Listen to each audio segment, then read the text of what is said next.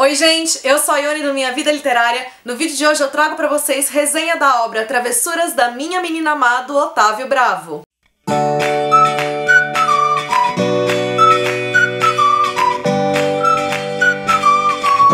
Travessuras da Minha Menina Má é inspirado no Travessuras da Menina Má do Mário Vargas Llosa. Já adianto que para fazer a leitura desses livros aqui, você não precisa ter lido o do Mário Vargas Llosa. Como vocês podem ver, a obra é dividida em 3 volumes, mas não é necessariamente que isso aqui é uma série. Na verdade, os livros estão extremamente conectados entre si. A gente tem aqui uma obra completa e ela só foi realmente dividida em 3 volumes, porque imagina um livro só, né, com toda a história ficaria um livro muito grande, e ele tá meio que dividido de uma maneira mais didática, talvez, de acordo com as fases da vida do Victor, que é o protagonista aqui. No caso do primeiro volume, a gente acompanha então a pré-adolescência do Victor até a primeira fase da vida adulta dele.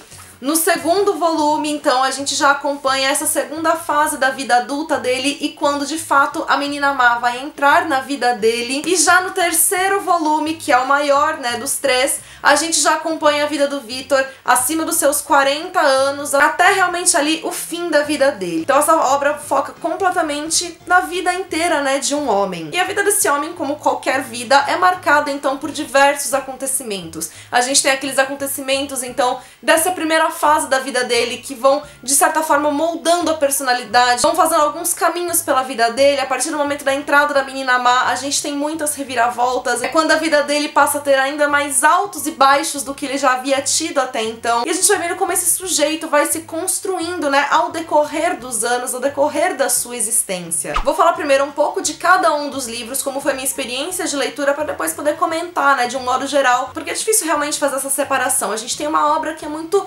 una, que é muito intrincada, então não dá pra gente falar dela de forma separada. Então, focando em cada um dos volumes, o primeiro livro foi aquele que pra mim acho que teve uma leitura um pouco mais lenta. Os 3 livros, eles são muito detalhados, a gente tem realmente passo a passo cada acontecimento ali da vida do Victor, e como esse primeiro livro foca muito também ali na adolescência dele, nessa primeira fase da vida adulta, eu ficava realmente com aquela sensação de terem muitos episódios, só que também isso faz muito parte da gente entender quem é o Victor, da gente entender como esse homem se constitui, pra gente entender as escolhas ali que ele vai fazer futuramente. Já no segundo livro, depois da entrada da menina má, eu acho que justamente pelo fato disso trazer uma intensidade maior pra vida do Victor, faz com que a narrativa também seja mais ágil. Já o último, eu acho que é aquele que traz um sentimento de complexidade ainda maior.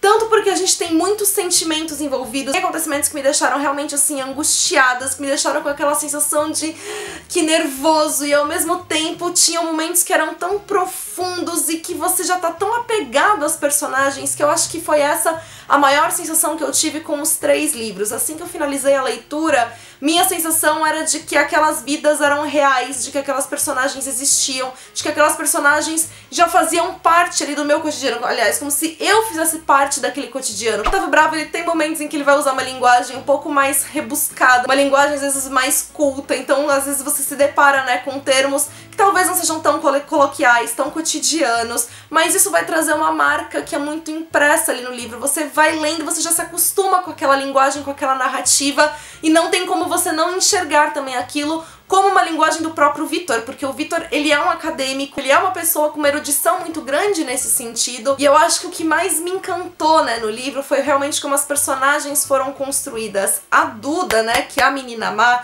ela é uma das personagens mais complexas que eu já vi. Ela é aquela personagem que ela vai fazer muitas coisas que você vai olhar e falar, eu não acredito, essa pessoa não presta, e ao mesmo tempo eu não conseguia ter raiva dela, eu não conseguia odiá-la. E de certa forma também eu acho que isso foi muito habilidoso da parte do Otávio, porque ele te aproxima do Victor nesse sentido, porque apesar de tudo que acontece, e acontece muita coisa, e quando eu digo muita coisa realmente que você fala, eu não acredito que essa pessoa tá fazendo isso. E o Victor não consegue também deixar de ter o amor que ele tem pela Duda. Então eu acho que isso foi uma maneira da gente se aproximar do personagem, da gente compreender um pouco mais. E eu conseguia compreender, eu conseguia enxergar na Duda, né, essa pessoa que tá sempre buscando preencher um vazio muito grande. E a forma como o Otávio trabalhou isso foi, acho que, muito sensacional. Às vezes eu tinha mais raiva do Victor do que da própria Duda, no sentido de que eu encarava de que ele sabia, né, como ela era, e ainda assim ele permitia que ela continuasse fazendo as coisas ali pra ele. dele. E o próprio Vitor cita muitas vezes como ninguém era capaz, né, de compreender esse sentimento que ele tem pela Duda, e eu ficava realmente com essa sensação de que eu também não era capaz de compreender a complexidade, a enormidade, né, daquilo tudo.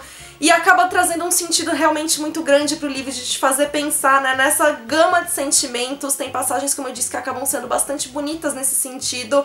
E o livro como um todo acaba sendo, então, esse nó, né, de complexidade, porque você olha e fala, não, isso não é legal, e ao mesmo tempo, nossa, isso é bonito. E o fato, então, dela abranger toda a vida do Vitor faz realmente que a gente encare o livro como uma vida. Você vai vendo, então, todas as mudanças, como as coisas às vezes acontecem sem a gente esperar, como em algum momento às vezes você tá lá embaixo, de repente as coisas melhoram e você consegue reconstruir, aí você cai de novo. Então ele traz muito essa reflexão de como as coisas são efêmeras, de como tudo passa, de como tudo acontece. E outro ponto bastante interessante da narrativa é que, como a gente tem então a narrativa do Vitor, que já tá provavelmente, né, no final da sua vida, relembrando os fatos, muitas vezes ele narra alguma coisa, ele tá narrando aquele acontecimento que, sei lá, aconteceu quando ele era adolescente, mas aí então, como ele já tem essa visão de quem já viveu tudo aquilo que vem depois, ele consegue inserir essas reflexões sobre aquele momento, coisas que ele não foi capaz de enxergar, né, quando ele estava vivendo aquele acontecimento, mas que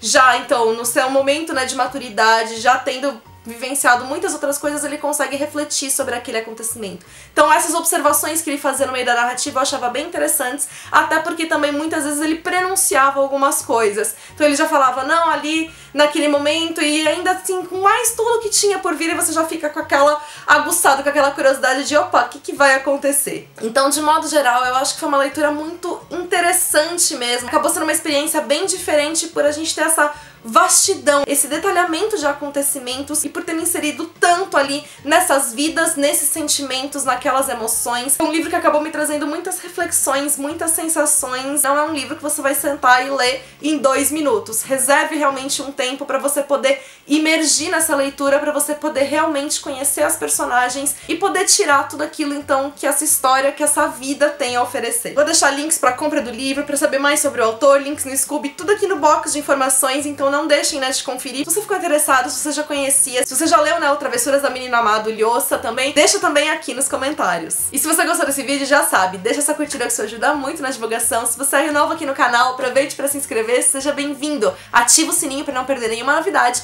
Me acompanha também nas demais redes sociais do Minha Vida Literária. Beijos a todos e até amanhã!